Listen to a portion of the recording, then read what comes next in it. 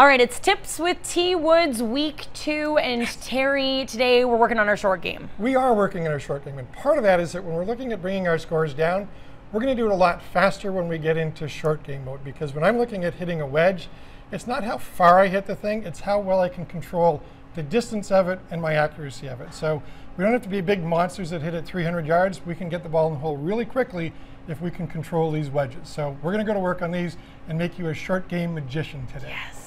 All I want you to do is toss the ball to me one at a time. Every time I stop, just give me another toss. We'll see how you control distances in a natural way. Okay, I'll come back a little bit more.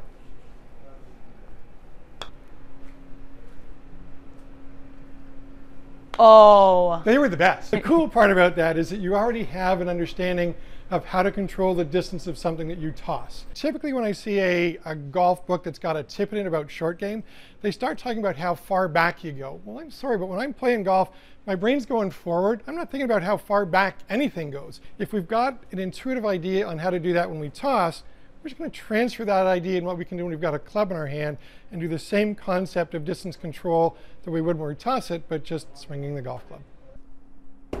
Okay?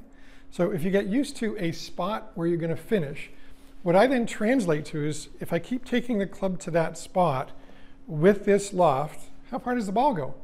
So once I've figured out how far the ball goes when I've got the club finishing here, when I'm in the golf course, I just say, well, I know what that is. You could put a little sticky note on it that this club position 2 goes 28 yards, yes, or whatever the number is.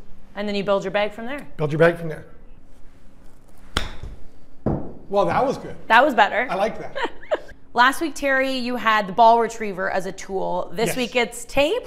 We're using tape. I am using tape, and you're going to start taking this with you when you play or find leaves in the ground, whichever's going to work. Okay. The idea is that when we're trying to get the ball into the air, we have to understand that when the club is coming towards the golf ball, the direction it's supposed to go.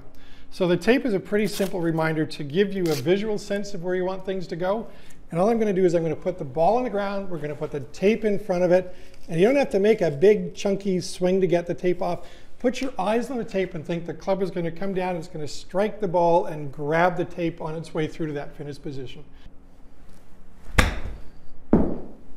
Boom. Boom, Jack. Good. You're good. Tape. Tape.